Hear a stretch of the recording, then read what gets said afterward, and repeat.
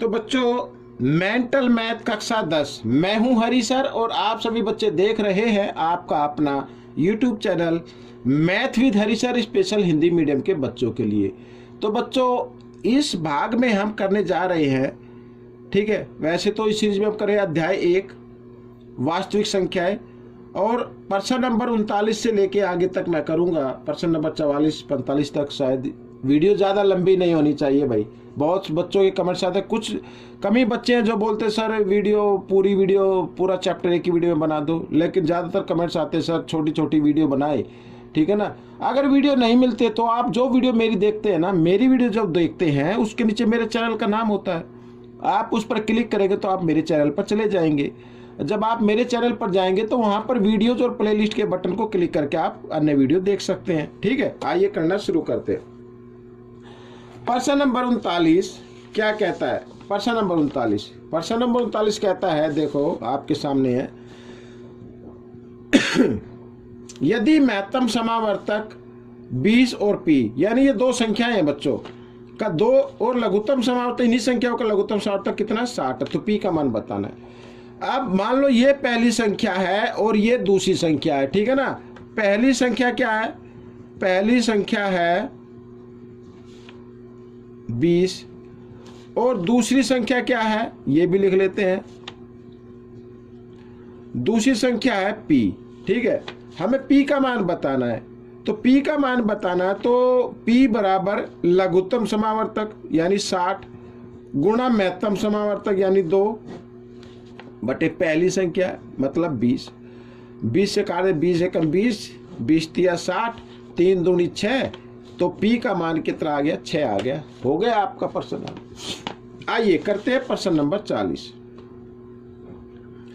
एक सम अभाज्य संख्या के गुणनखंडों की कुल संख्या बतानी है।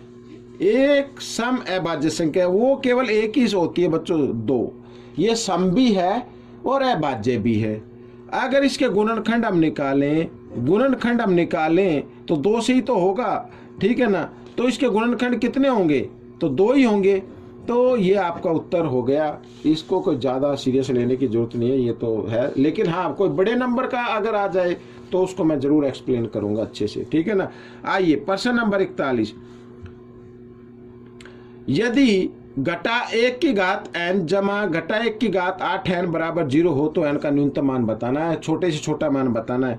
अब आपको एक चीज याद रखनी है, यदि आधार घटा में है और घात सम संख्या है तो उत्तर आता है जमा में, अगर घात विषम संख्या है तो उत्तर आता है घटा में। अब यहाँ पर उत्तर है क्या? 0। तो इसका मतलब एक संख्या घटा की होगी, एक संख्या जमा की होगी, तभी तो आएगा ना 0। घटा जमा घटा तभी आएगा 0। अब देखिए अगर यहाँ पर n बराबर हम कितना ले लें? 1 ले ले, तो घटा 1 की घात क्या होगी? 1, और इधर घटा 1 की घात कितनी हो जाएगी? 8 गुणा 1 यानी 8 एकम 8 हो जाएगी। एक घात तो है विषम संख्या, अगर विषम संख्या तो उत्तर हमेशा घटा में आता है। एक इधर है 8 एकम 8, 8 तो होती है सम संख्या। अगर आधार की घात, आधार घटा में है और घात सम संख्या है तो उत्तर किस में आएगा? जमा में आएगा। एक को कितनी बार गुणा करो? एक ही आता है। अब यहाँ पर जमा घटा क्या हो जाता है? 0 हो गया, ठीक है। तो इसका मतलब n का न्यूनतम मान कितना होगा? मैं एक बार फिर लिख देता हूँ, 1 होगा। प्रश्न नंबर 42 क्या कहता है? देखो प्रश्न नंबर 42 कहता है a घटा r के संभावित गुणनखंड बताओ जब, यहाँ पर लिखा हुआ है a बराबर BQ जमा R, तो a घटा R यानी जमा R को ना आप ले आओ इस साइड में, ठीक है, a के साथ ले आओ, तो इधर जमा का इधर आकर घटा का हो गया, और इधर आ गया b, इसको b क्यों है ना, b गुणा क्यों भी लिख सकते हो या b क्यों लिख लो, कोई दिक्कत नहीं है, ठीक है। तो ये इसके संभावित गुणनखंड हो गए, एक लिखने की जरूरत होती नहीं है, ठीक है। ये संभावित इसके क्या हो गए? गुणनखंड हो गए। तो ये प्रश्न आपका हल हो गया। अब हम प्रश्न नंबर 43 करते हैं। प्रश्न नंबर 43 क्या कहता है? ये देखो आपके सामने है, ये रहा।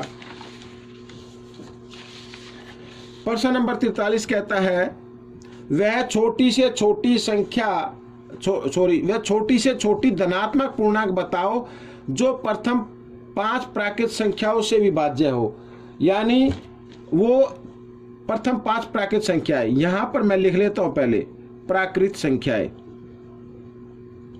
प्राकृत संख्या क्या होती है? 1, 2, 3, 4 और 5। ठीक है, ये प्रथम प्राकृत संख्या है। एक ऐसी संख्या बतानी है जो इन सभी से क्या हो जाए, वो भाग हो जाए, और वो संख्या आती है बच्चों क्या, लघुत्तम होता है। तो 1 2 3 4 और 5 का आपको क्या निकालना, लघुत्तम निकाल लेना। 2 से करते हैं, 2 एकम 2, 3 नहीं आता, यूं का यूं, 2 दूनी 4, 2 पंजे सॉरी 5 यूं का यूं, ठीक है ना, 5 तो नहीं आता।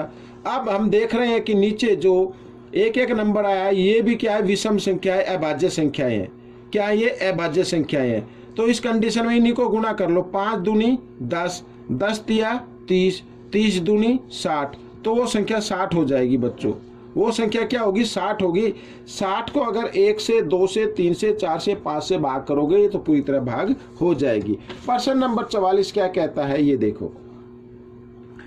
प्रश्न नंबर 44 कहता है, यदि किसी आयत की आसन भुजाएं ए और बी है, ठीक है, ये मैं यहां पर मान लेता हूं इस तरीके से, ये आसन भुजाएं ए बी सी डी, मान लो ए बी सी डी एक आयत है, इसकी आसन भुजाएं ए और बी, यानी ये ए हो गया और ये बी हो गया। इस आसन भुजाएं क्या है, 3:5 में है, ये 3 है और ये 5 है।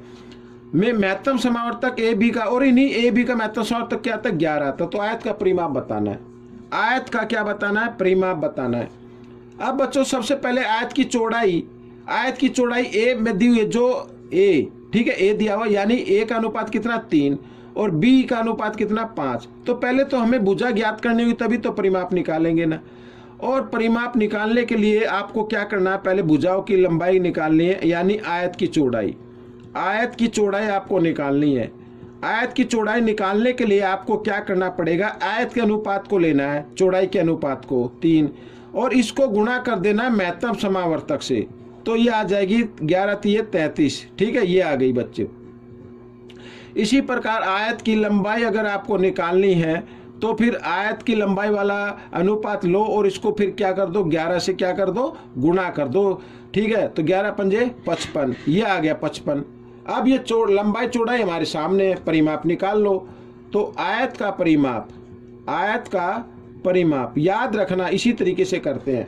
जब भी अनुपात दिया हो और महत्तम समावर्तक दिया हो, ठीक है, जब भी अनुपात दिया हो और महत्तम समावर्तक दिया हो तो उस अनुपात को महत्तम समावर्तक से गुणा कर दो, तो नंबर आ जाते हैं। भुजा दी हुई तो भुजा की लंबाई आ गई, अगर नंबर होते तो नंबर आ जाते। ठीक है ना। तो परिमाप का फॉर्मूला होता है 2 ब्रैकेट लंबाई जमा चौड़ाई, ये ठीक है। तो 2 ब्रैकेट लंबाई, लंबाई कितनी है 55 जमा चौड़ाई 33, इस तरीके से।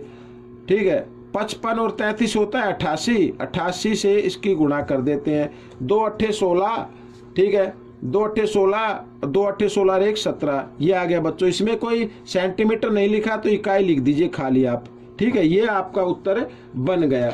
तो इस तरीके से ये प्रश्न आपका हल हो गया, प्रश्न नंबर 44। ठीक है, अब इसके पीछे है क्या और प्रश्न नहीं है 44। तो प्रश्न नंबर 44 तक ही बच्चों मैंने ये पे लिखे हुए हैं। तो ठीक है ना, ये प्रश्न आपको कैसे लगे मुझे जरूर बताना इसमें से, और इस वीडियो को पूरा देखकर दूसरे बच्चों को जरूर सिखाना है। जब आप दूसरों को बताते हैं तभी आपकी प्रैक्टिस ज़्यादा से ज़्यादा होती है। ठीक है, मिलेंगे हम अगले भाग में, तब तक के लिए धन्यवाद।